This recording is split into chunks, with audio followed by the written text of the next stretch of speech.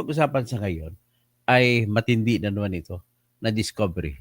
Lumalabas po na yung mga pulis na malamang ginamit sa tukhang operations na pumatay ng maraming mga uh, biktima sa war on drugs ay ginamit din sa pagpapatay ng sabungero. Ito po ay sinabi tinitingnan ni Department of Justice Secretary Boying Remulla. Maliban dito, may testimonya na lumalabas po na itong sistemang ito ay tinistiguhan mismo nung biktima na si Councilor Mangyat. So siya po ang nagsasabi na siya ang pumatay sa kanya po sa kanyang pagsasaliksik bilang dating pulis ay nalaman niya na yung mga baril na mga bala na nakuha sa pagpatay sa kanya ay na-cross-match na siya ding bala ng mga baril na ginamit sa pagpatay kay Police Captain Christopher Hieronimo at saka isa pang police officer na si Edwin Chavez. So, matindi, no? Ibig sabihin, ito yung katibayan. Ano lang ibig sabihin nito?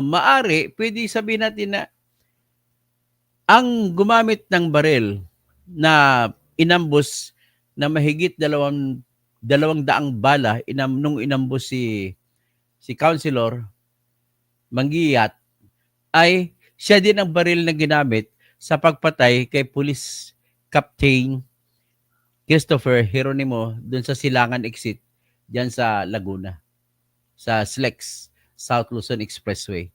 At siya ding baril na ginamit sa pagpatay kay Edwin Chavez. Nung ibig sabihin, ngayon lumalabas according to the testimony of alias Dodon, alias Tutoy, ay sabi niya, hindi alam ni Councilor, sinong pangalan ng Councilor Arvin Mangyat, hindi niya alam kung sino nagpapatay sa kanya. Ngayon na lang, ito na lang huli nang lumabas si alias Tisoy, alias Totoy, nung nagsabi sa kanya na nagpapatay pala sa kanya ay si Atong Ang. At hindi buong akalain ni Councilor Arvin Mangyat, councilor po siya sa Calamba City ngayon, na yung kanyang nakaraan bilang isang master agent ng pitmaster ay magdulot sa kanya ng kamatayan kung hindi siya maswerte. Maswerte siya, 2 beses po siya pinapatay. Yung isa, mahigit 200 bala ang niratrat sa kanya sa loob ng sasakyan niya at siya'y naupo na lang sa loob ng kanyang manibela at wala siyang driver noon. Hindi siya natamaan na kahit isang bala. Grabe. Ano ba yan? Milagro. Sabi ng iba na mga subscribers na sa akin na nagko-comment, sabi nila talagang may anting-anting ito si Arvin Mangyat. Yun ang sinasabi nila. Well, whether it is anting-anting or not, the fact remains na 2 beses siya inambus na ganun. Yung unang ambos niya, gabi yun, madaling araw. Nanggaling siya sa kanyang opisina doon sa Calamba. Papasok siya, malapit na siya sa kanyang bahay nung siya ay binaril. Pero sa kabutihang palad, talagang sinalba siya ng Panginoon. Siguro mataimtim siya maniniwala sa Panginoon. Kaya hindi ni isang bala po sa 200 na binuga ng mga baril ay hindi tumama sa kanya. Pero ang kotse niya tadtad ng bala. Pero siya naupo lang siya sa upuan niya sa manibela. Pero ni isang bala walang tumama sa kanya. Ang tumama lamang sa kanya yung mga nabasag na mga kuwan ng salamin at yun ang nagsumugat sa kanyang katawan. So magandang umaga si Argo. So yan pong ating pag-usapan sa ngayon. Ngayon, na punta dito sa usapin na yung mga pumatay sa kanya amalis pumatay o nag-attempt o nagtumangka na patayin siya, ay sila rin ba yung ginamit sa tukhang noong araw? Kasi ang katwiran, ang mga bala na sa pagsasaliksik, sa pagreklamo ni Arvin Manguiat, ilang taon siya nagreklamo sa DILG, PNP, NBI, na dati siyang pulis, hindi man lang siya binigyan ng attention na checkin yung kanyang kaso. Hanggat sa may umasikaso sa kanya na yung mga bala na nakuha sa kanyang sasakyan ay nung pinagtugma ay tumugma pala, nag-cross-matching doon sa mga bala na nakuha sa mga pumatay kay Captain Christopher Geronimo sa Silangan Exit at kay dating pulis din na si Edwin Chavez na pinapatay, alam niya na pinapatay dahil po sa tukhang. Yan ang sabi niya, kumbaga isang case ito na kasapi doon sa HBT. So ngayon, sabi ni Councilor Arvin Manguiat, sinabi rin ng kanyang kapwa pulis dati nung araw na hindi daw dati parang pinapalabas na kasama siya sa high value target at kinikikilan siya. Para matanggal ang pangalan niya sa high value target, kinikikilan siya magbigay ng pera. Yan po. Ito po, pakinggan natin po yung interview kay Arvin Manguiat, isang napakaswerteng tao na kahit anong baril sa kanya, hindi siya natamaan kahit isang bala. So ito po, pakinggan niyo po si Arvin Manguiat. Ito po siya.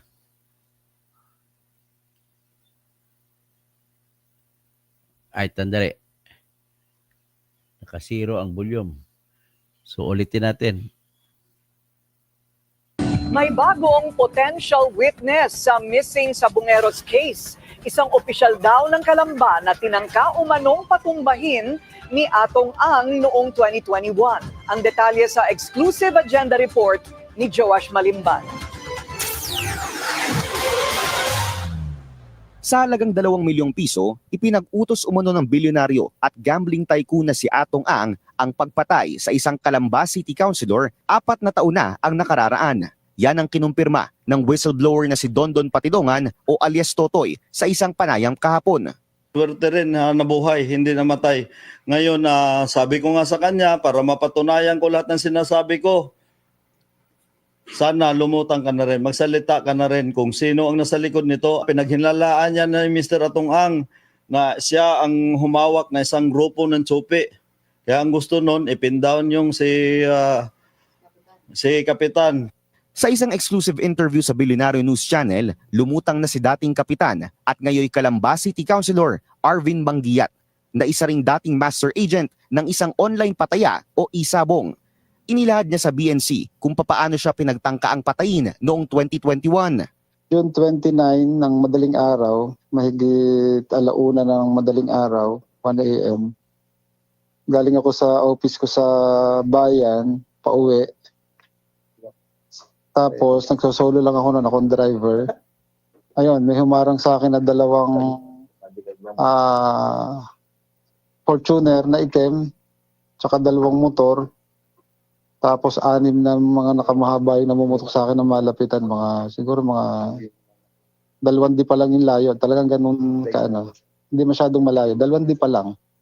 Tapos yung isa, pinasok pa niya yung baril sa akin, sa driver side. Talagang tinutok na niya. Nasa kulang-kulang 200 na bala yung inubos nila sa akin doon. Kwento ni Manguiat, hindi niya alam noong panahong iyon na sangkot si Ang sa ginawang pag-ambush sa kanya. Dagdag pa niya, taon-taon siyang nagpa-follow up sa iba't ibang ahensya ng pamahalaan na imbestigahan ang kanyang kaso. Ang kanyang nadiskubre, may ilan pang inambush na tugma sa mga baril na ginamit sa kanya.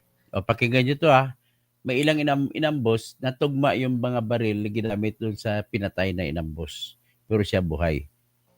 Ang naging report nila sa akin, yung mga ibang inambush sa Calamba na yung si Police Captain Geronimo, yung inambush po sa Silangan Exit, tsaka po yung police officer na si Sir Chavez. So nagkameron nung cross-matching ngayon, positive. Yung ginamit sa kanilang dalawa, magkaibang accident po yun sa kanilang dalawa, tsaka yung sa akin, nag-matching. Si Patidongan umano ang nag-reach out at nagbigay sa kanya ng kumpirmasyon na si Ang mismo ang nag-utos na ipapatay siya. Ngayon, naimbestigahan niya, meron isang tao na parang inambos. Alam niya kung sinong tao. Kaya sinabi ko sa kanya, siya ang nagbigay sa akin sa lahat ng detalye ng mga pulis. Magkatugma kami, iisa. Sabi ko, yan yun. Yan ang inutosan na ni Mr. Atong Ang para patayin ka. Nakatakdang makipagpulong si Manggiyat at Patidongan kay Justice Secretary Boying Remulla. Anila, malaki ang kanilang tiwala kina SOJ Remulla at PNP Chief Nicolas Torre. Nalalabas ang katotohanan habang gumugulong ang investigasyon. Para sa agenda, Joash Malimban, Billionaire News Channel. So, yan po ang May bago yan ang nangyari sa kanyang Attorney Karen, at hindi ko po Dali, binabawi ang aking mga salita. Parang away girlfriend at away asawa lang yan, Attorney Asa na Karen. ba yun? Nagkakasala tayo sa nakaraan. Pero hindi ibig sabihin hindi Asa tayo na ba yun? nagkakapatawaran. Ang mahalaga po ay i-take note natin ang lahat ng So, ating pagkukulang at wag na natin may ulitin problema at ako. i-improve natin sa susunod. Hindi po maganda na mag-away tayo habang buhay dahil ang magdurusa po ay ang ating pamilya at ang ating pamilya ay ang buong Pilipinas. So, anyway, ang atin ang pag-usapan na lang dito ay has been cleared by the Commission on palabas Elections natin na to assume his ang sa akin lang position dito ay very after a shortcut brief ay hindi ibig suspension sabihin due to a na si disqualification. Duterte ang napapatay dito. Pwede mangyari na ginamit lang ni Atong Ang yung mga pulis na tiwali. At andyan naman ako sa kaisipan na yung lahat ng pumatay doon sa war on drugs ay yung mga pulis na tiwali na hindi makokontrol naman ni Duterte sa panahon niya. Kaya it doesn't matter kung parihas ang mga baril na ginamit doon sa pinatay sa high value targets at kumpara sa binari, yung ginamit sa pagbaril kay Arvin Mangyat. What is important is mapatunayan na po kung sino ang nag-attempt na papatay sa kanya. At iyon ay walang iba, si Atong Ang, at ang gamit ebidensya dyan ay siya mismo na testigo, yung mga ambos na nangyari sa kanya, at pati po yung mga sinabi ni Totoy alias Totoy. Maraming salamat po at yan lang po ating sasabihin.